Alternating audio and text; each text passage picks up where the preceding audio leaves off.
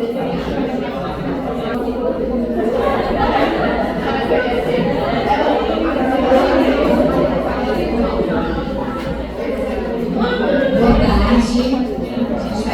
a nossa aula de hoje, a gente vai falar um pouquinho sobre tabagismo.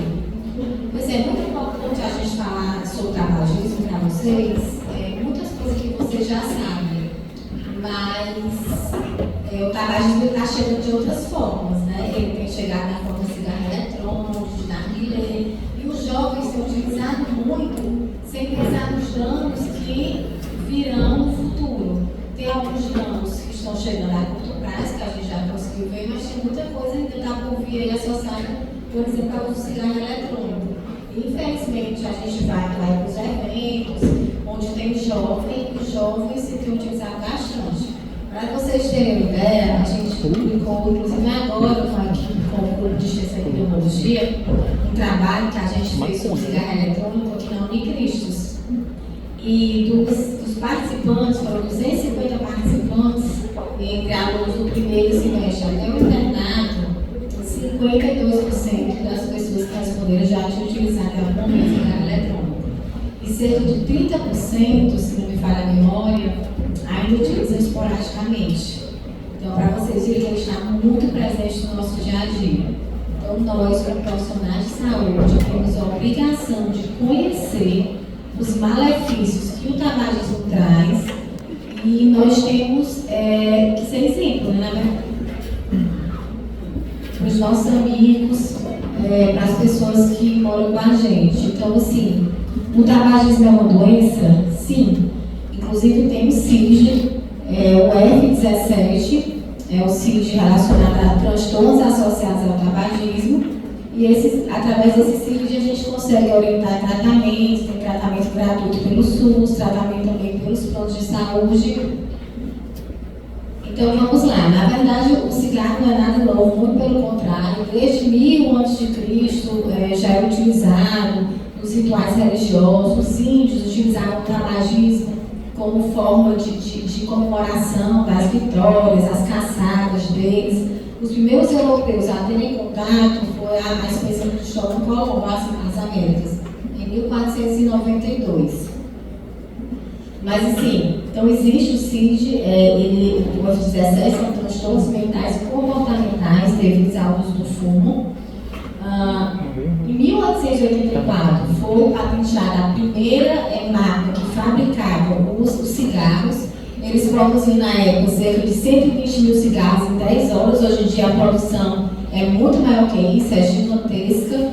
E apesar de já se saber naquela época que o cigarro ele causava algum dano, não sabia tanto quando a gente conhece hoje, mas ele chegou a ser consumido por 80% mais ou menos dos militares na época da Segunda Guerra Mundial. E mesmo sendo considerado uma causa, a maior causa evitável de doenças, mortes e sofrimento humano, o tabagismo ainda continua mantendo seu lobby, ainda continua sendo permitido a venda do cigarro. Em todos os locais que você quiser adquirir, a gente consegue adquirir o cigarro sabendo que ele é extremamente danoso e causa grande problema de saúde pública. Em relação à história, o primeiro europeu a plantar o tabaco foi esse Jean Nicot. Ele era um embaixador francês, morava em Portugal, e ele utilizava o tabaco para tratar as crises de enxaqueca na Academia de Médicos, que era mãe do rei Carlos IX. E em 1570, esse botânico chamado Jean Nicot denominou o tabaco de erva nicotiana exatamente em homenagem a ele, Jean Nicot. E a palavra cigarro, só por curiosidade, deriva da palavra maia cicar, que quer dizer fumaça. Só para vocês terem uma noção. Isso aqui foi uma pesquisa realizada no Brasil em 2008. Eles avaliaram 50 mil homicídios. Foi feito pelo IBGE, Ministério da Saúde e INCRA. E o que foi que eles viram? Que 17,5% da população acima de 15 anos de idade utilizava algum derivado do tabaco. O tabagismo era mais comum em homens, cerca de 22% dos homens fumavam, e era mais comum nas pessoas que tinham idade de 45 e 64 anos. Cerca de 23% das pessoas dessa idade entrevistadas fumavam. Entre os moradores do sul do país, 19 fumavam, 19% fumavam, moradores de área rural, cerca de 20%, pessoas menos escolarizadas, ou que nunca tinham ido à escola, pessoas que tinham estudado menos de um ano, cerca de 25% delas fumavam, e as famílias onde existia menor renda per capita, cerca de 19%, 20% das pessoas fumavam, porque a renda per capita era menor que um quarto do salário mínimo. Então a gente vê que a questão do tabagismo ele não tem relação com a questão social, mesmo sendo a questão financeira, né? Mesmo sendo caro, relativamente caro o cigarro, porque uma pessoa que fuma uma carteira, às vezes 2 ao dia, ele continua sendo utilizado bastante, mesmo nas classes menos favoráveis. Segundo a Organização Mundial de Saúde, ocorrem 5 bilhões de mortes por ano de doenças associadas ao tabaco. Mais de 10 mil mortes por dia e cerca de uma morte a cada 8 segundos. Nos países desenvolvidos, o tabaco está entre as 30% principais causas de todas as mortes entre pessoas na idade produtiva, entre 35 e 69 anos. E a estimativa é que se o tabagismo continuar crescendo, esses danos eles podem chegar a duplicar, chegando a 10 milhões de mortes anuais no ano de 2030. E o que é que se tem observado? Principalmente o aumento do consumo dos países em desenvolvimento e dos países mais pobres, África, Índia e China. E aí, gente, falando propriamente do cigarro em si. O cigarro ele tem várias substâncias. Muitas delas não são nem conhecidas. Ele é composto de 2 fases. A fase gasosa, onde o principal componente é o nitrogênio, seguido pelo oxigênio, gás carbônico e outros gases. Tem a fase particulada, onde tem o alcatrão, a nicotina, que na verdade a nicotina ela é o grande vilão, entre aspas, porque é ela que causa a dependência. E quando você mais utiliza o cigarro, mais você vai ter os danos associados às outras substâncias. Então tem colesterol, tem ácido fórmico, tem chumbo, tem cário, tem fertilizante. Então são várias substâncias que quando sofrem combustão, quando sofrem a queima que você inala, ela está lesando vários órgãos seus, não só o sistema respiratório. A gente está aqui direcionando para o sistema respiratório, mas vocês vão ver que o pulmão, ou que o cigarro pode causar várias doenças de uma maneira geral, todo o nosso organismo. É encontrada a nicotina, que é quem causa a dependência. Ela é encontrada de 2 formas no cigarro. Ela é encontrada na forma ácida, por isso que ela atinge as doenças associadas ao tabagismo no cigarro convencional, atinge mais os alvéolos. Já no charuto e no cachimbo, ela é na forma básica, então ela é muito absorvida na mucosa oral. Por isso que tem muitas doenças associadas à cavidade oral, câncer de boca, câncer de língua.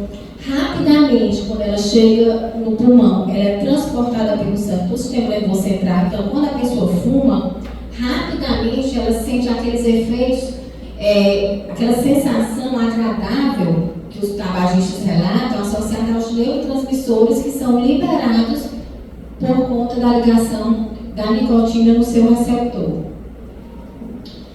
E aí vamos responder essa questão. A causa mais frequente associada à enfisema pulmonar está na cara, né? Só para reforçar para vocês que assim, o tabagismo ele é realmente a principal causa. Claro que a gente tem outras causas aí associadas. Isso está muito fácil, né? E eu trouxe algumas curiosidades para vocês, que às vezes alguém sempre pergunta nas aulas, professor, e o cachimbo? Professor, e maconha? Como é que é? Então, assim, o cachimbo, gente, como eu falei para vocês que a questão da nicotina está na forma básica, né? Ele causa mais lesão oral, lábio, língua, assoalho de boca, causa também faringe, laringe, esôfago. Já o charuto, que também tem uma moda, né? Algumas pessoas acham elegante fumar charuto, né? Aqueles encontros, fumando uísque e fumando charuto, enfim. Também tem o risco de desenvolver doenças do sistema respiratório, como TPOC. Doenças cardíacas, porque o que acontece? No charuto são utilizadas folhas de tabaco inteira, não tem filtro. Então, às vezes a pessoa, não, doutora, eu fumo aquele cigarro que eu faço em casa, né? Aquele cigarro industrial, não. Na verdade, gente, o cigarro de palha, ele tem uma carga 3 a 4 vezes maior do que o cigarro com filtro. Então, não deixa de ser danoso porque é um cigarro de palha.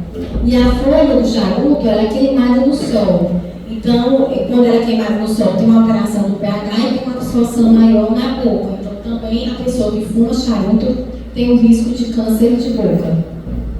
É claro que a gente fala isso Mas não é uma pessoa fuma há tantos anos e não teve nada. Existe muita alteração genética também. É a exposição associada aos fatores individuais de cada um que vão fazer com que ela desenvolva determinada doença ou não associada ao tabagismo. O cigarro de palha, como a gente falou, né, que é o cigarro artesanal, que as pessoas fabricam, ele é sem filtro, ele tende a ser mais nocivo, ocorre um bloqueio da passagem de ar, de dentro para fora. Então, quando a pessoa inala, tende a ser uma inalação maior, uma tragada mais intensa. E a carga dele, que a gente colocou 3, mas tem literatura que fala que um equivale até 4 cigarros industrializados. E com isso, tem um risco maior também de doenças associadas ao cigarro, né? Como câncer de pulmão, estômago, enfisema. E mascar também tem dano, porque quando você masca, você está em contato também com a folha do tabaco. Então, você também está em contato com as substâncias presentes como zinco, chumbo, polônio. E a nicotina, quando ela é liberada na mucosa oral, a absorção dela é muito mais rápida, então causa muito mais dependência. E como é que ela age, a nicotina? Quando a pessoa fuma, a nicotina, ela se liga no receptor dela. Esse receptor aqui, alfa-4, beta-2, na área da alimentar ventral, nessa região aqui. Quando ela se liga, ela faz com que o núcleo accumbens ele libera neurotransmissores. Então, a nicotina se liga aqui nessa região, que é alfa-4, beta-2, e o núcleo accumbens libera os mediadores dos neurotransmissores, que são o quê? Dopamina, norepinefrina, serotonina, glutamato, GABA. Então, a pessoa tem aquela sensação de prazer, aquela sensação de alerta, diminui o apetite, que é uma dificuldade que a gente tem grande quando as pessoas param de fumar. Eles ganham em média 2,5 kg por ano quando param de fumar, exatamente porque a nicotina, através dos seus neurotransmissores, ela tem um efeito anorético, e quando a pessoa para de fumar, ela tende a mudar os hábitos, ela come mais carboidratos. Então, ela termina engordando mais. Isso é uma dificuldade que a gente tem.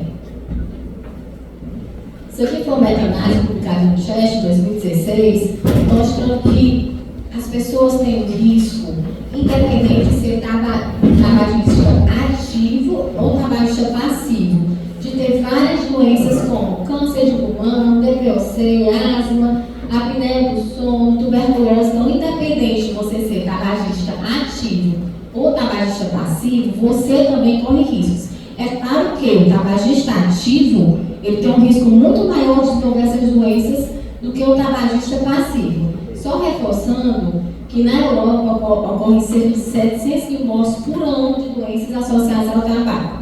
E a redução da expectativa de vida, gente, chega a 14 anos. E as crianças, o risco de desenvolver infecção no trato respiratório quando expostas ao tabaco, em domicílio, pai, mãe ou ambos, independente do tipo de exposição, existe um risco maior também das crianças terem infecções do trato respiratório por conta da exposição ao cigarro. Lembrando, como eu falei para vocês, quando a gente pensa em cigarro, a gente pensa muito em doenças do sistema respiratório. Mas o tabagismo está ligado a todas essas doenças. Há doenças neoplásicas, desde a orofaringe até colo retal, bexiga, pâncreas, leucemia, claro que pulmão, mas esôfago, laringe, orofaringe, doenças crônicas como aneurisma, aterosclerose, DPOC, diabetes, osteoporose, disfunção erétil, gravidez ectópica. Então, você vê que o tabagismo ele é uma doença que tem uma manifestação sistêmica. Então, precisamos conhecer, precisamos saber tratar e precisamos, como profissionais de saúde, orientar as pessoas. Vamos lá, nos fumantes inveterados, o risco de desenvolver câncer de bexiga, mesmo a parar de fumar, continua possível.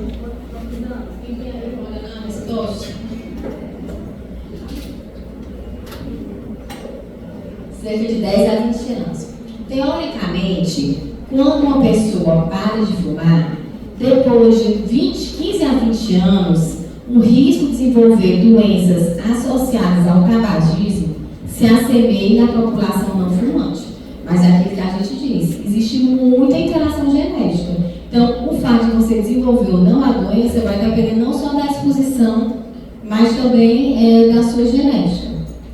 Em relação às mulheres, existe um número grande de mulheres fumantes no mundo. As mulheres elas têm um risco maior de desenvolver doenças associadas ao cigarro com exposição menor do que os homens.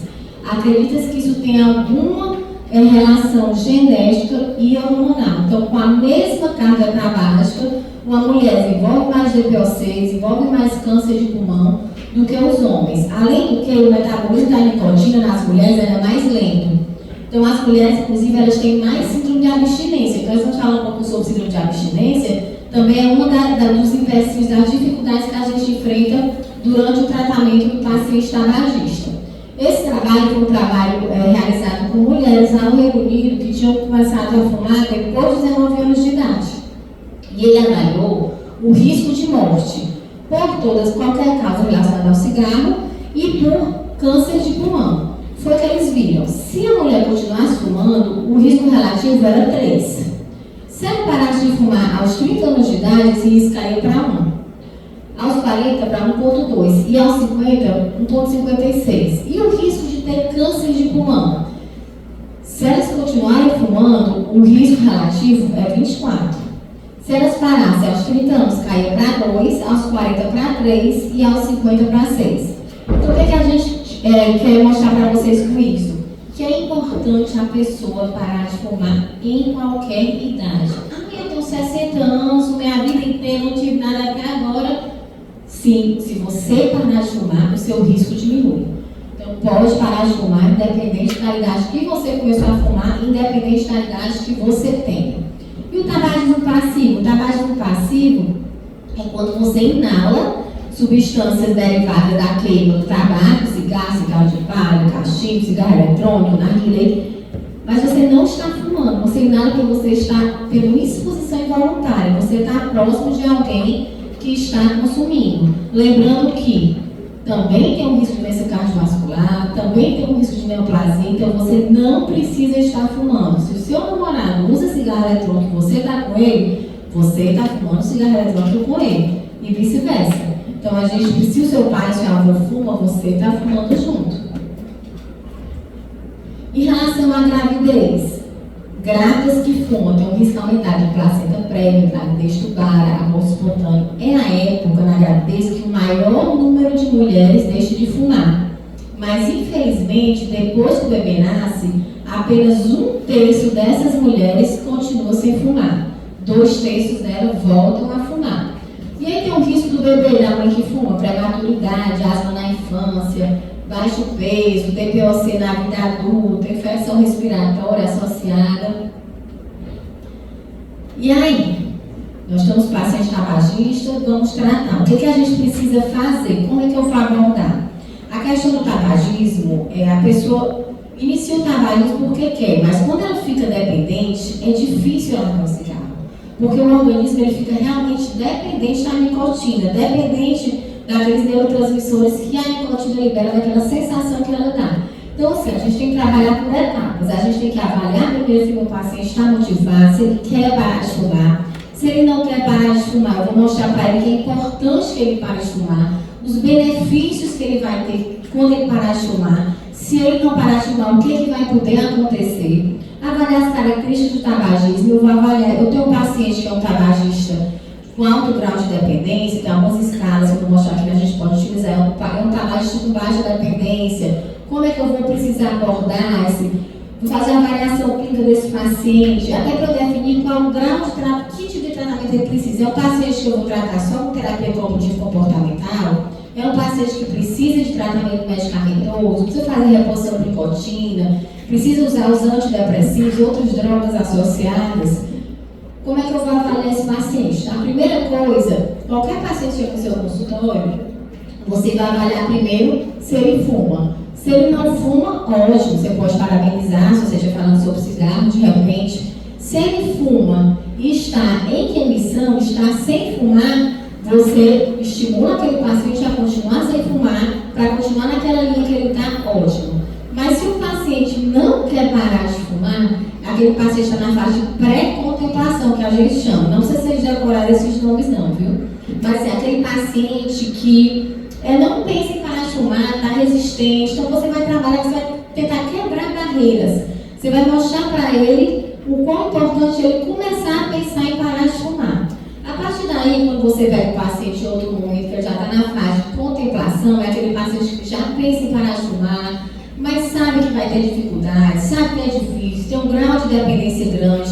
Então você vai mostrar para ele que existem estratégias terapêuticas, inclusive essas medicações que são caras, mas a gente tem um tratamento ofertado pelo SUS que o paciente pode fazer. E aí a gente vai começar a fase da preparação, que é a fase que a gente vai avaliar que tipo de terapia a gente vai oferecer para aquele paciente e vai iniciar o tratamento, que é a ação. Que aí na ação a gente reforçou aqui a terapia cognitivo-comportamental, que é fundamental. Existem vários locais aqui em Fortaleza que fazem.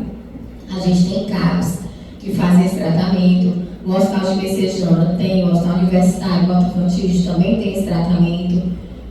São tratamentos que são feitos em conjunto, né? Na verdade, feitos em grupos. Não são tratamentos individualizados. É tipo aqueles então, um grupo de 10 pessoas, às vezes 15 pessoas no máximo, que eles vão trabalhar a questão da suspensão do tabagismo em conjunto. E aí, em seguida, a gente vai olhar as características do tabagismo. Como é que eu posso avaliar as características? Que idade aquele paciente começou a fumar? O paciente que começou a fumar numa idade mais precoce, quanto mais cedo ele começou a fumar, mais difícil vai ser o tratamento, se o tratamento realmente é mais direcionado, com mais cuidado, que tipo de cigarro ele utiliza, ele utiliza até para a gente definir como é que a gente vai trabalhar o tratamento dele, o grau de exposição, quantos cigarros ele fuma por dia. Aquele paciente que fuma mais cigarros por dia, também é um paciente que o tratamento vai ser mais difícil. Se ele tem algum tipo de exposição involuntária, que às vezes o paciente fuma, quer parar de fumar, mas a esposa continua fumando, um colega de trabalho está fumando do lado, então um amigo dele fuma, então fica mais difícil a gente conseguir sucesso com o tratamento. Que fatores são associados? Se ele tem vontade de fumar depois do almoço, ou que ele acorda, ou quando ele toma um café, ou quando ele sai para beber com os amigos, e a gente vai trabalhar a estratégia comportamental, orientar esse paciente a mudar algumas estratégias de comportamento, às vezes de passeios. Se o paciente já teve alguma tentativa prévia de parar de fumar, se ele teve sucesso, porque quando o paciente tem sucesso, às vezes ele se sente fracassado e tem dificuldade de tentar novamente, a gente sabe que o paciente às vezes tenta 6, 10 vezes até conseguir parar de fumar. Se ele teve alguma recaída, às vezes ele parou de fumar e realmente voltou a fumar, ou se ele teve só um lapso, é aquele paciente que não fuma mais, mas foi para um evento X e tinha as pessoas fumando e ele fumou um cigarro, mas depois não voltou a fumar. A gente também vai trabalhar isso com o paciente para que esse lapso, esse momento que ele fumou, não se torne uma recaída, ele não volte a fumar. E para isso a gente tem que avaliar o grau de dependência. Existe esse teste, que é o teste de Fagerson, que a gente aplica 6 perguntas para o paciente, onde a gente vai avaliar quanto tempo após acordar ele fuma o primeiro cigarro, se ele acha difícil não fumar num lugar proibido, qual cigarro traz mais satisfação, qual cigarro ele fuma por dia, se ele fuma mais pela manhã, e mesmo doente quando precisa ficar acamado, se ele fuma. Se aquela pessoa que tem que fumar logo que acorda, se aquela pessoa que fuma mais cigarros, que tem mais satisfação no cigarro da manhã, que mesmo doente precisa fumar, é uma pessoa que vai ter uma pontuação maior. E aí essa pontuação, acima de 5 pontos, já é uma pontuação considerada média. Entre 6 e 7 é elevada, de 8 a 10 muito elevada. Então, o paciente que já tem uma pontuação de Fagerson acima de 5 é um paciente que provavelmente vai precisar de terapia medicamentosa associada à terapia cognitivo-comportamental. Existem outras formas da gente avaliar tanto a dependência como se o paciente teve exposição ao tabagismo. Mas isso aqui é utilizado muito mais em pesquisa, não no exame que a gente tem no nosso dia a dia, que é a dosagem da cotinina. A cotinina é o metabólito da nicotina. Então, esses aqui são os valores pontos de corte, saliva, sangue e urina. Se tiver acima disso, o paciente teve contato. ele avalia até mais ou menos 10 dias antes se o paciente teve contato, ele ainda consegue detectar a dosagem do monóxido de carbono exalado. Se tiver acima de 6, também foi positivo. Esse aí ele consegue avaliar mais ou menos se o paciente teve exposição nas últimas 24, 48 horas no máximo. Então, existe também essa forma que os centros que trabalham com tratamento de tabagismo podem utilizar para avaliar se o paciente parou de fumar. E vamos responder essa próxima aqui. Em relação ao tabagismo e sua abordagem, é correto afirmar que, para tabagistas com elevado grau de dependência, o aconselhamento não traz bons resultados e deve sempre iniciar o tratamento com combinação de medicamentos. Entre os atos associados a uma maior dependência estão fumar mais frequentemente pela manhã e o tempo que se leva para fumar após acordar. Para pessoas alcoolistas que também são tabagistas, é altamente recomendado que a cessação abrange os dois hábitos concomitantemente. A prescrição de medicações antitabagistas é mais eficaz, especialmente para pessoas pouco ou não motivadas a parar de fumar. Muito bem. Quando a pessoa tem 2 tratamentos que precisam ser feitos, o ideal é que você faça um tratamento e depois você faça o outro. Se você for fazer os dois, vai ser mais difícil que a gente consiga sucesso. E o fato mais importante para a pessoa conseguir parar de fumar é a motivação. O paciente tem que querer parar de fumar. Não adianta você dar um medicamento para ele usar um medicamento, ele ir para a terapia comportamental se ele não quiser parar de fumar. E aí, avaliação clínica. Eu tenho que avaliar se o paciente tem algum sintoma, uma dor torácica, uma tosse, uma dispneia, porque ele pode ser tabagista, tem um DPOC, nem tem o diagnóstico da DPOC, eu já preciso tratar aquela DPOC, ou pode até outra doença associada ao tabagismo. Quais as comorbidades que ele tem, doenças que ele tem, doenças que ele teve, se ele tem insuficiência renal, se ele tem história de epilepsia, história de convulsão, até porque todas as medicações, elas vão ter suas indicações, suas contraindicações. Então, até para você definir qual tratamento você vai orientar para o seu paciente, se ele precisar de um tratamento medicamentoso, que medicamentos ele utiliza também para te avaliar a interação entre os medicamentos que ele vai precisar utilizar. Se tem algum tipo de alergia, por exemplo, alergia de pele, se eu for indicar aqueles adesivos de reposição de nicotíneos transdérmicos, tenho que avaliar se o paciente tem história de alergia. Gravidez, alimentação, adolescentes, idosos, algumas drogas não devem ser utilizadas para esse tipo de pessoas. Antecedentes familiares, se tem alguém na família com doenças associadas ao cigarro, ao tabagismo. O exame físico do paciente tem que ser completo. E antes de orientar qualquer tratamento, é importante que a gente faça uma radiografia desse paciente, um exame de função pulmonar, pelo menos uma espirometria para ir para o brondilatador, para avaliar se já tem algum comprometimento, e um exame, um hemograma, uma bioquímica basal e eletrocardiograma do nosso paciente. E aí eu vou tratar. A gente tem esses 2 tipos de tratamento, que é a intervenção motivacional e a farmacoterapia, que podem ser feitas em conjunto. O que é a intervenção motivacional? É exatamente o que a gente chama de terapia cognitivo-comportamental. É onde o paciente vai participar das reuniões. A maioria, como eu falei para vocês, que são feitas são em grupos. Os pacientes vão participar de reuniões, eles vão ser escutados das dificuldades dele, vão ser escutados das angústias. Eles vão receber estímulos para parar de fumar. Eles vão receber estímulos de como lidar com a fissura, que é aquela vontade louca que o paciente tem de fumar, que ele tem que pegar um cigarro, senão ele morre naquela hora. Como é que ele vai lidar com a síndrome de abstinência? As reuniões, elas são feitas no primeiro mês, elas são semanais. No segundo e no terceiro mês, são reuniões quinzenais. E do 4º mês até o 12º, são reuniões mensais. Então, durante essas reuniões, são monitorados, avaliados progressos, dificuldades que o paciente tem. Um paciente diz para o outro como foi que ele lidou com determinada dificuldade e eles mesmos se ajudam a identificar situações de risco. Aquele paciente estava parando de fumar, mas alguém na casa dele começou a fumar, aí ele resolveu fumar de novo. Então, sempre tentar identificar para tentar ajudar o paciente a fugir dessas situações de risco. Então, como eu falei para vocês, a maioria que existem disponíveis são grupos, mas pode ser feita também de forma individual. A gente teve uma clínica aqui que atualmente a gente não está mais fazendo. Mas os colegas pneumologistas que estavam fazendo esse grupo, era um trabalho bem interessante, eles faziam de forma individual, as pessoas iam fazer esse mesmo tratamento. E lembrar que o paciente tem que estar sendo sempre abordado. Se você não está vendo aquele paciente, se ele deixou de ir, se ele faltou alguma visita, alguma reunião, telefonar, mandar uma mensagem, perguntar o que foi que aconteceu, é importante que ele sinta que ele está sendo avaliado, que ele se sinta estimulado a parar de fumar.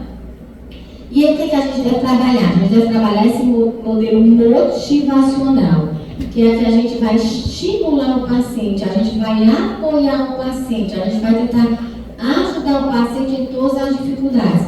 Não adianta o paciente voltar para o seu consultório e você ser autoritário, mas por que o senhor voltou a fumar? Isso é um absurdo.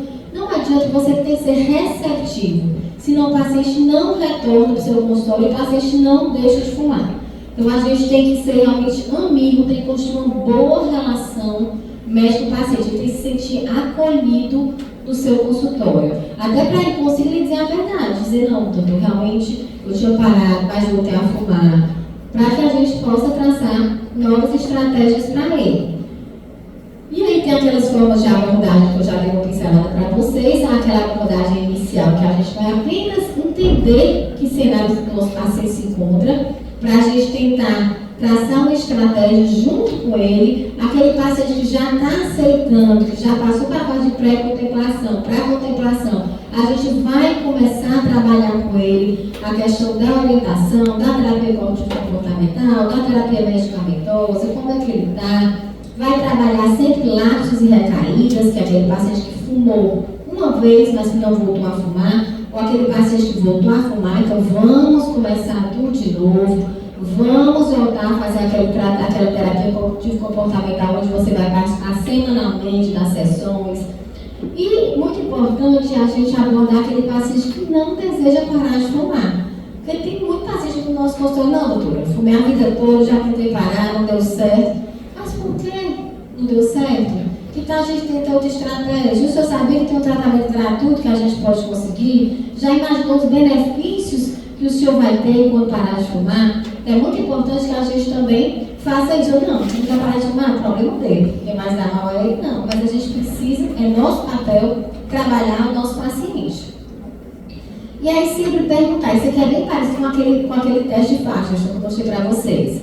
Há quanto tempo o paciente fuma? Quantos cigarros fuma por dia? Quanto tempo após a morte ele fuma o primeiro cigarro? E quanto mais cedo ele fuma, mais dependente ele é. Se ele já tentou parar de fumar, o que aconteceu? Porque a gente vai trabalhar uma estratégia diferente da estratégia que foi trabalhada anteriormente.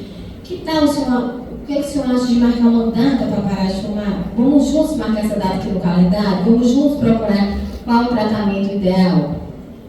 Sempre avaliar o perfil do tabagista. Como eu disse, não adianta a gente querer pular etapas se o paciente não se conscientizou que ele precisa parar de fumar, porque é difícil parar de fumar. Se o paciente não tiver consciente que ele precisa parar de fumar, a gente não vai conseguir. Então a gente só vai passar para as etapas seguintes até orientar o tratamento se o paciente estiver interessado, se o paciente tiver consciência de que quer parar de fumar.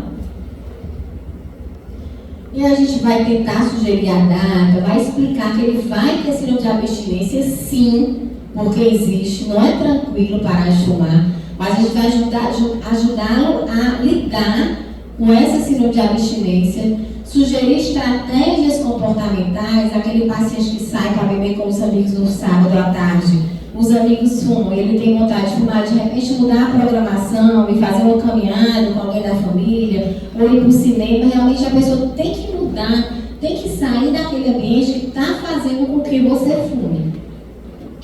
E a síndrome de abstinência, que é uma das grandes dificuldades que a gente enfrenta. O paciente fica inquieto, fica ansioso, tem insônia, tem dificuldade de concentração, fica irritado. A síndrome de abstinência, ela surge nas primeiras 24 horas que a pessoa não fuma, deixou de fumar. O pico é no 4º dia e ela dura em cerca de 1 a 2 semanas. Qual é desses aqui o que mais demora? A insônia. Pode demorar um pouco mais. E lembrando que a fissura, eu não coloquei aqui, que é aquela loucura que o paciente tem para o cigarro, que ele corre atrás de qualquer pessoa pedindo um cigarro, ela demora de 1 a 5 minutos, ela passa rápido. Então, a gente tem estratégia que eu vou mostrar para vocês, medicamentosa, que a gente pode fazer a fissura 1 a 5 minutos. A gente conseguiu passar daqueles 5 minutinhos, pronto, ele consegue respirar e não ir atrás do cigarro. E aí, quais são as mudanças comportamentais que a gente pode fazer? De repente, orientar a pessoa a escrever mais, a tentar ficar digitando, ocupar mais as mãos, costurar, para quem sabe, pintar, bordar, desenhar. Aí pode ficar com umas passazinhas ou uns canudinhos de legumes, dependendo do gosto de cada um, para estar colocando sempre alguma coisa na boca na hora de lembrar. Eu me lembro que o meu pai, na época não existia esse tratamento, eu fui tabagista passiva a minha infância inteira, né? E eu achava cheiroso, inclusive. Porque no supermercado a minha mãe comprava aqueles, acho que era um bicho, não sei nem se vende ainda, que via, eu acho que era 20 carteiras. Todo supermercado tinha lá em casa. Cigarro chato, ainda me lembro. Eu achava chato, literalmente. E, isso que eu ia falar. Sim, aí ele parou de fumar. Na época usando chiclete Valda.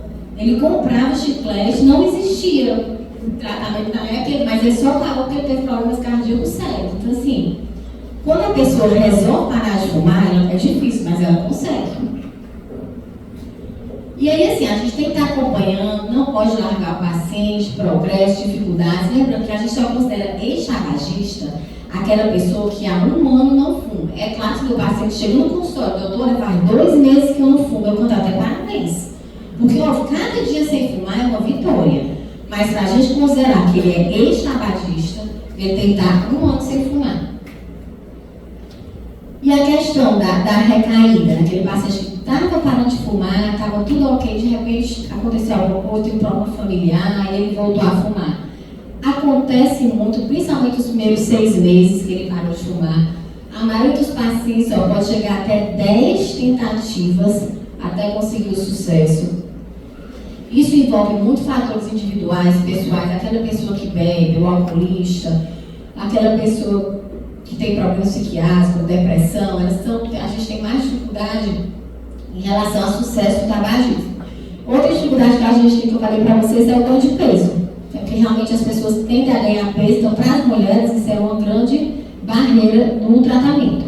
E o relapso é aquele paciente que não fuma mais, aconteceu algum evento específico, ele fumou uma vez. A gente tem que trabalhar isso também. Não pode, não, se é besteira, você vai fumar, não, vamos ter cuidado para que isso não se repita. Porque se repetir, pode tornar recaída. E aí a pessoa voltou a fumar. E aí como é que eu vou abordar esse paciente que teve um lapso, fumou assim uma vez, ou aquele paciente que voltou a fumar? Eu vou reavaliar. É um paciente que precisa voltar para a terapia cognitivo-comportamental, precisa voltar todo o tratamento, ou ele está disposto a não fumar mais, ele teve realmente só um lapso. Eu vou orientar esse paciente como lidar com esses gatilhos. Tem um problema familiar, não adianta você fumar, você pode estar aumentando aquele seu problema, trazer um problema para o futuro. Então, tentar trabalhar isso, o planejamento desse paciente, tentar identificar e antecipar e prever os fatores que podem ocorrer, como aquele paciente que voltou a fumar, porque nessa época os amigos sábado à tarde todo mundo bebe, ou então porque depois no trabalho, depois do almoço, ele toma um café e dá vontade de fumar, então toma um café, mas já na frente do computador para já ir ocupar sua mão. Então, sempre treinar para que eles saibam manejar essas situações. E trabalhar no sucesso, que acolher o paciente, sempre. Sempre acolher o paciente, sempre se mostrar disposto a ajudar. Muitas vezes aquele paciente não quer parar de fumar. E a gente, será que ele não quer parar de fumar porque ele é chato mesmo, ele está nem para a vida dele? Será que ele desconhece os malefícios? Ou será que ele está inseguro, ele tem receio de dizer que está tentando parar de fumar, não conseguir, se sentir um fracassado diante da família, ter um medo de não conseguir? Então é importante que a gente sempre estimule todas as nossas consultas o nosso paciente a parar de fumar.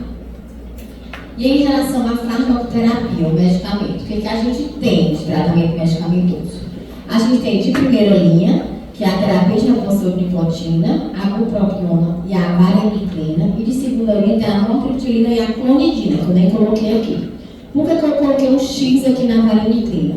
A vareniclina é uma medicação que muito tempo foi utilizada, mas aqui no Brasil ela foi proibida, porque ela tem nitrosamina E as nitrosaminas presentes na vareniclina foram associadas a câncer do trato digestório, principalmente a câncer de pâncreas.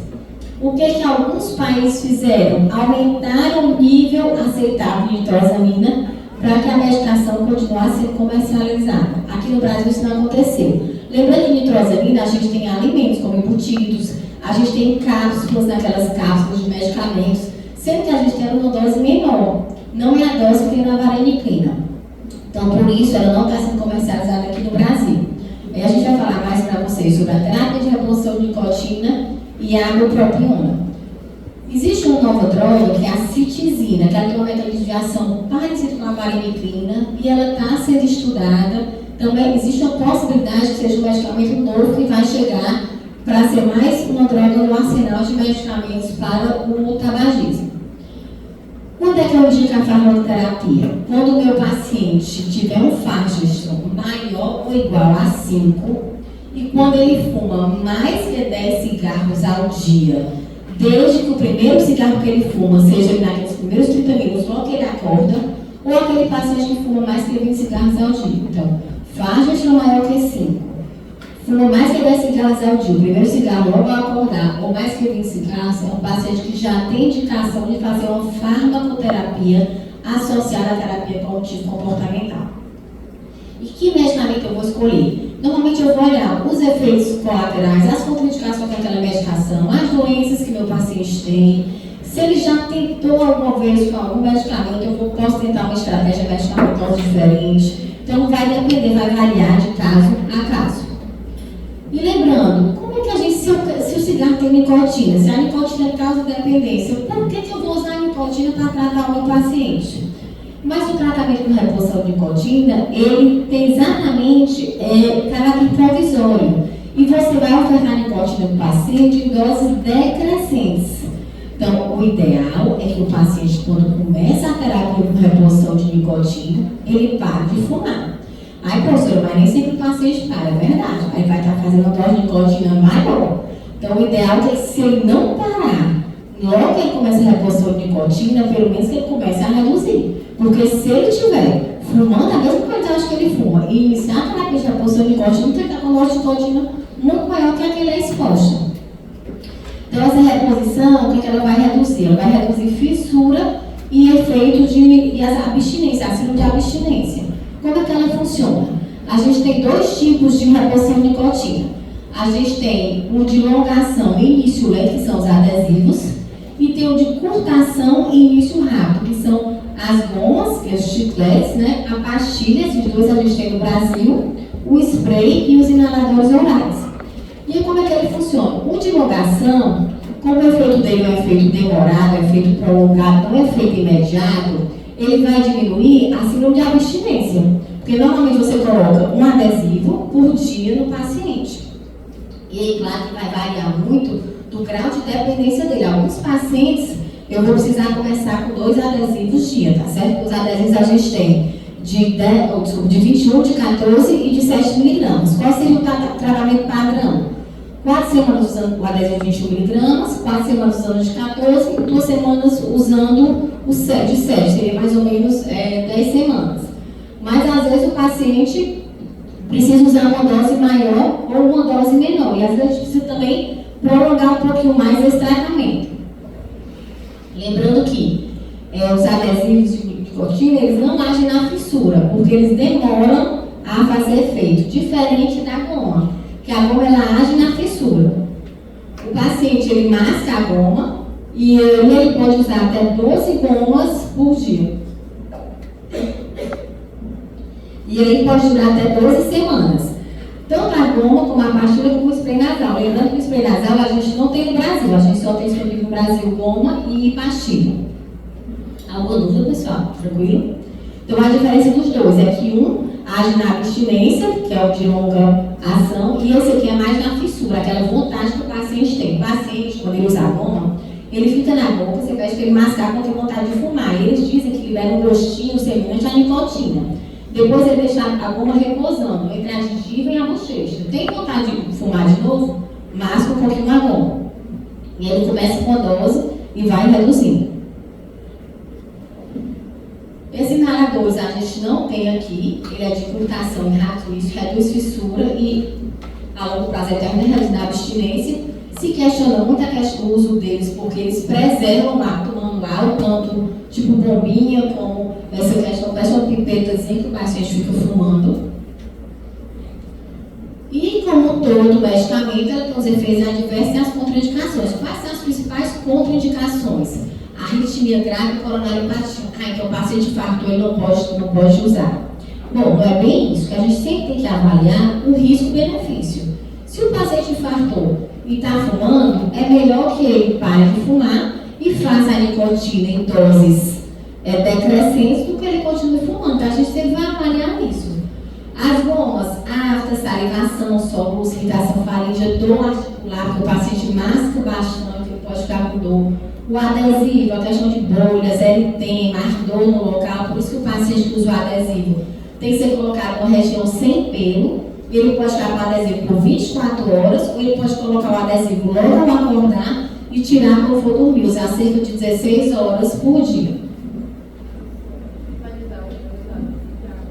Pode. A gente pode fazer adesivo e goma, pode fazer a goma e a bupropiona, adesivo e a bupropiona. Então, existe, eu vou já mostrar para vocês um ciclozinho que a gente pode fazer vários tipos de reposição, vai depender muito da necessidade do paciente, até porque o adesivo ele vai ser mais a longo prazo, né? Sempre para abstinência, mas o paciente tem uma fissura, ele tem a goma aqui, ele pode pôr a goma na boca sem problema. Certo? Professor, qual a sua opinião sobre a substituir o uso do cigarro eletrônico como redução de danos tabagismo? Não existe, eu vou já falar sobre o cigarro eletrônico. Tem uma página na nossa aula que é literalmente sobre isso. Inclusive, teve até um artigo recente, o Metanado, não sei se você leu, depois pode discutir sobre ela. Mas eu vou falar aqui sobre o cigarro eletrônico, tem uma parte aqui que eu vou incomodar algumas pessoas. Vamos lá. Então, a bupropiona, ela é um antidepressivo, ele bloqueia a recaptação da dopamina, então o paciente ele não vai ter mais aquela compulsão, aquela necessidade que ele tem de fumar. Então, é um medicamento que a gente utiliza também, a gente associa ele às terapias de reposição de nicotina, porque ele não vai agir no primeiro momento naquela fissura, né? Ele diminui com o passar do tempo a fissura, diminui a abstinência, mas ele não vai agir de imediato como os adesivos de nicotina ou como as gomas funcionam. E a posologia? O paciente usa 150 mg do primeiro ao terceiro dia, do quarto dia até o final do tratamento, que é mais ou menos 12 semanas, podendo prolongar por mais 12 semanas, ele faz 2 comprimidos ao dia. Um comprimido de manhã e outro cerca de 8 horas depois. Orienta-se que o segundo comprimido seja tomado antes das 16 horas, porque ela pode dar insônia. Entre os efeitos adversos dela está insônia, cefaleia, tontura, náuseas, constipação, convulsão. Paciente que tem história de epilepsia, tumor do sistema nervoso central, alterações eletrocefalográficas, traumatismo craniano, são pacientes que não devem utilizar a bupropiona. Então, ou você vai utilizar a terapia de reposição de nicotina com a medicação que segundo a lei, como a nortriptilina, a ronidina, ou só a terapia cognitivo comportamental, aí vai depender muito da necessidade, mas você não deve usar bupropiona para esses pacientes. Teoricamente, traumatismo craniano de uma maneira geral não deve usar. Agora, se for um paciente que teve há muitos anos e não tem nenhuma sequela, não tem nada, aí você pode avaliar, mas sempre com cautela. Porque a orientação realmente traumatismo craniano não utilizar. Vamos lá. A orientação do Ministério da Saúde, do Programa Nacional de Controle do Tabagismo, preconiza como dose máxima de bupropiona e tempo para parar de fumar, isso eu não disse para vocês. Após o início da medicação, respectivamente. Qual a dose máxima? Ainda não respondeu, tá? É exatamente isso. Quando o paciente começa a usar a terapia de reposição de nicotina, a gente orienta que ele pare de fumar logo no início. É para cá não sabe que nem sempre consegue. O paciente está fazendo a bupropiona, o ideal é que até o 8º dia ele pare de fumar. Então é importante marcar uma data para que aquele paciente pare de fumar. E a terapia combinada pode ser feita, como foi questionado aqui, bupropiona, com terapia de reposição de nicotina, com uma, com duas terapias de reposição de nicotina. Aí vai depender do grau de dependência do seu paciente, do que você tem disponível também. Lembrando que se o paciente não estiver motivado, se o paciente tiver uma síndrome de abstinência muito grande, tiver um grau de dependência muito grande, são pacientes que a gente vai ter dificuldade de ter sucesso no tratamento, paciente com doença psiquiátrica, o peso que a gente já falou aqui para vocês, porque o paciente muda realmente, o paciente que fuma, os neurotransmissores, eles são anorexias, eles aumentam a taxa metabólica, então o paciente que para de fumar e engorda. E aí, falando um pouquinho de outras drogas, além do tabagismo, do cigarro convencional, né, que podem ser causadas pulmonares. Em relação à maconha e à cocaína, por exemplo. Se eu for pesquisar, a gente não tem muita coisa descrita sobre maconha e cocaína em relação aos danos pulmonares. Inclusive, os trabalhos que tem são com N pequeno, são difíceis de ser feitos, então a gente não consegue muita coisa. É muito difícil de provar por conta da limitação dos estudos mesmo. Mas o que se sabe é que existem relatos já de alterações histológicas do epitélio branco dos pacientes que fumam maconha semelhantes às alterações pré-malignas dos pacientes com câncer de pulmão expostos ao tabaco. Então, os usuários dessas drogas provavelmente têm um risco aumentado de câncer de pulmão. Eu não achei nenhum trabalho, nenhuma evidência que mostrasse isso com clareza. Em relação também ao cannabis do tabaco, esse trabalho foi um trabalho feito, salvo engano, não estou com certeza agora se foi na Inglaterra, mas eles avaliaram 146 pacientes, e foi o que eles viram, que 75% dos fumantes de cannabis tinham efizema pulmonar, enquanto 67% dos que fumavam só cigarro tinham efizema pulmonar.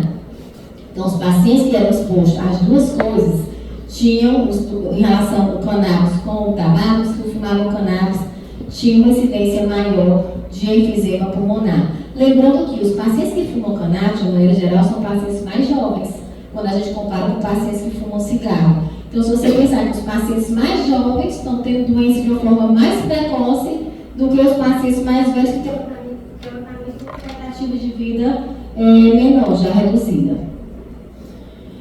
E aí chegamos no cigarro eletrônico, que é o grande problema da gente, da pneumologia, uma grande luta que nós, da Sociedade de Pneumologia, temos enfrentado nessa luta contra a legalização do cigarro eletrônico.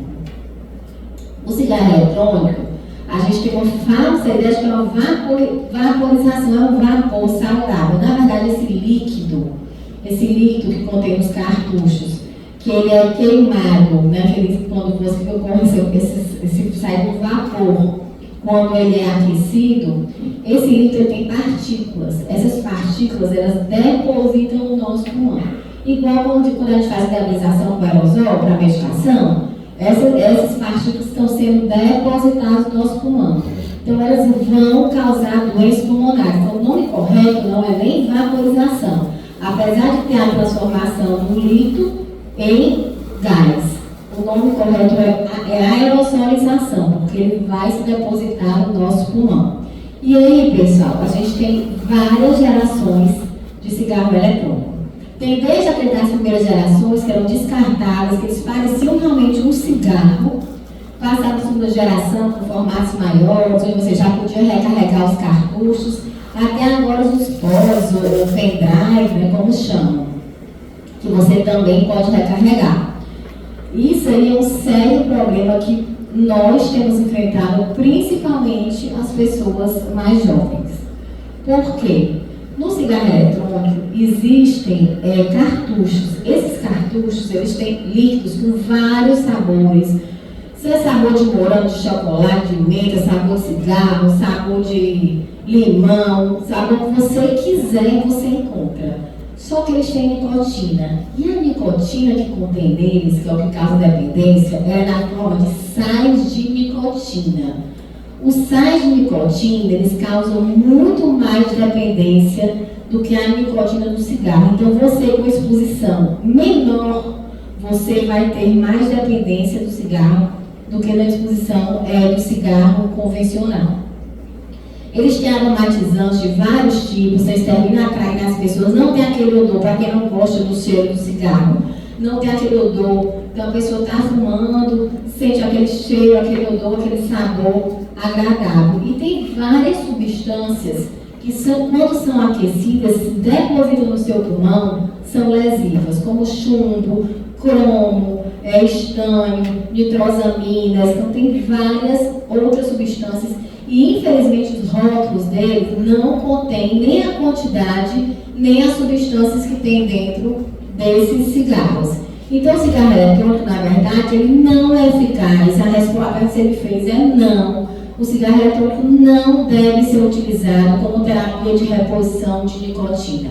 Recentemente saiu um trabalho que foi publicado que ele comparava cigarro eletrônico com terapia de reposição de nicotina convencional, essas que eu mostrei para vocês, e ele tem uma tendência a mostrar que os pacientes que usavam cigarro eletrônico largaram mais o tabagismo. Mas eles largavam o tabagismo, mas trocavam pelo cigarro eletrônico com a vontade. É a mesma coisa eu fazer a terapia de reposição de nicotina, troquei a terapia de reposição, o cigarro pela terapia de reposição, eu vou usar a de eterno. Não adianta, estou trocando a nicotina por outra. Então, qualquer forma de tratamento com reposição de nicotina tem que ser temporário em doses regressivas. Eu não posso continuar a perpetuar o uso da nicotina. Não existe nada que prove segurança. Na verdade, ele é considerado um gatilho para a iniciação e para a perpetuação do tabagismo. Então, ele é um novo problema. É um problema que a gente tem enfrentado e que vai enfrentar no futuro. E existe, inclusive, a EVALI, que foi uma lesão pulmonar associada ao cigarro eletrônico. Mais comum no cigarro que tinha tetrahidrocannabinol, mas, na verdade, não precisa ter. Eu estava, há um tempo atrás, há um ano, 2, não me lembro, e me ligou um funcionário do Hospital das Clínicas, que eu trabalhava na UFC, para eu dar uma entrevista sobre o pulmão de vidro. E o pulmão de vidro, que é o pulmão de vidro, eu não sei nem que doença é essa, posso falar sobre isso não. Quando eu desliguei o meu doutor do cigarro eletrônico, era o vidro fosco, a lesão pulmonar, porque um cantor aqui de Fortaleza, não me lembro quem era agora o cantor, tinha tido, estava internado exatamente com a EVALI por conta do uso do cigarro eletrônico. Então, o paciente tem sintomas parecidos com a virose, ele tem tosse, dor torácica, dispneia, pode ter náusea, pode ter vômito, pode ter febre. Na imagem, vou mostrar aqui para vocês, pode ter aquele vidro fosco, aquele processo inflamatório ali a nível de alvéolo, de intestício, pode ter alterações que sugerem um processo infeccioso. E aí, como é o tratamento? Primeiro, suspensão do cigarro eletrônico. Se você suspeita que o paciente tem algum quadro, suspeita que seja associado ao cigarro eletrônico, pede para suspender. Dependendo da necessidade, ele pode precisar de oxigênio, ventilação não invasiva, vai depender muito da sua avaliação do paciente, como é que ele se encontrou para você.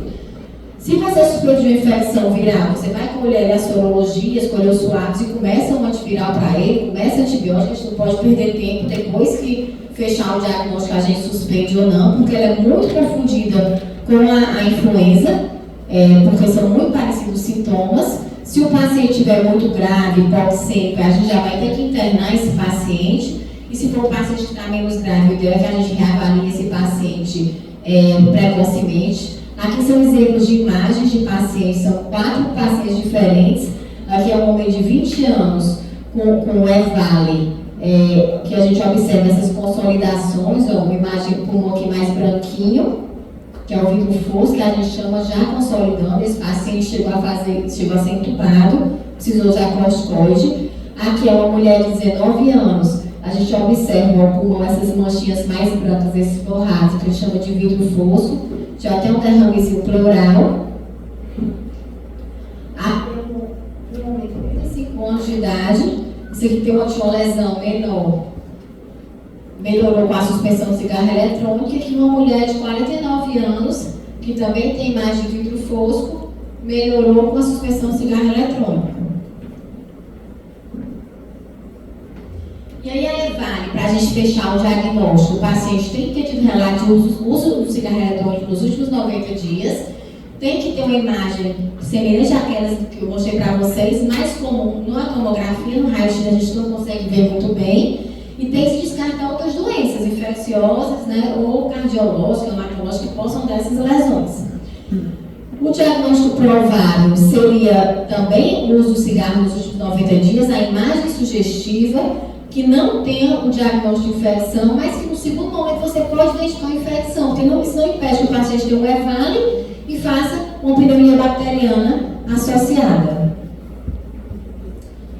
E para completar, para chegando mesmo, o cigarro eletrônico ele virou vitaminado. O pessoal usar nas academias para malhar. Daqui a pouco tem whey de cigarro eletrônico, né? Ou então creatina de cigarro eletrônico, já está faltando isso.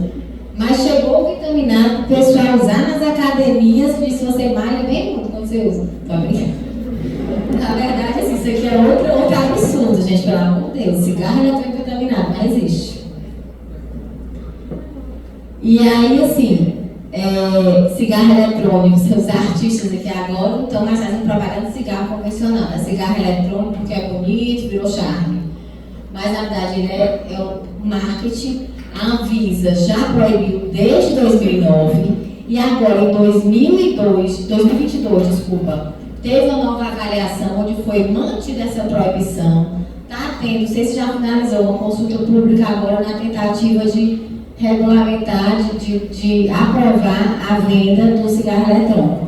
Mas, infelizmente, é uma proibição que a gente não vê fiscalização. Então, todos os locais as pessoas utilizam cigarro eletrônico.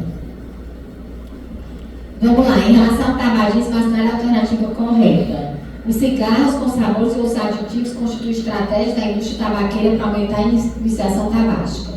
O cigarro eletrônico e o narguilé são formas seguras e recomendadas para a redução de danos do cigarro convencional e cessação tabágica. A fumaça inalada durante o fundo do narguilé contém menos nicotina e alcatrão do que o cigarro convencional. O aumento dos impostos e a proibição do fumo em lugares fechados são medidas menos eficazes no controle do tabagismo. A gente já tinha conversado sobre isso, né? E o narguilé, para a gente finalizar. As pessoas têm a falsa impressão de que quando você utiliza o narguilé, pelo fato de ser uma fumaça resfriada, ele é menos danoso. Mas, na verdade, um cigarro ele produz cerca de 500 ml de fumaça. Uma borrifada do narguilé, uma baforada, o paciente como se fumasse um cigarro, cada vez que ele puxa ali o narguilé. Uma sessão de 60 a 80 minutos é como se você fumasse 100 cigarros, 10 carteiras de cigarro, certo? E o que acontece? Você inala altas doses de nicotina, como ela não causa náuseas, você termina conseguindo utilizar essa quantidade. Então, a fumaça ela não é purificada pela água e esse resfriamento faz aumentar tanto a concentração tóxica das substâncias que tem lá, como aumentar a absorção pulmonar. Então, ele é também outro tipo de exposição extremamente danosa que deve ser evitada.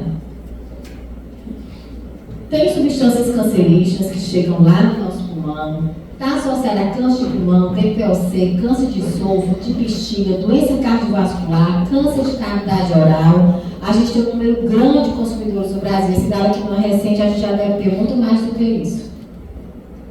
Então, assim, nenhuma forma de cigarro deve ser utilizada, a gente deve trabalhar contra todos. A meta da OMS é que a gente reduzisse mais 30% até 2025, estamos chegando, infelizmente não estamos conseguindo essa redução, para tentar reduzir mortalidade.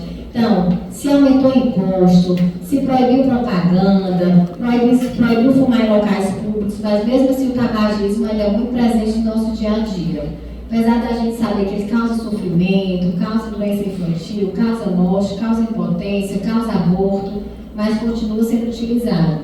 Da mesma forma que o cigarro eletrônico. Então a gente deve trabalhar contra e estimular as pessoas a não utilizarem e nós mesmos não utilizarmos o cigarro eletrônico. Então é isso, pessoal. Finalizando aqui para vocês. Então, nosso papel aqui, estimular a cessação do tabagismo, apoiar o nosso paciente, esclarecer dúvidas e oferecer sempre meios que ele possa buscar para ajudá-lo a parar de fumar. Dia 30 de maio, Dia Mundial Sem Tabaco.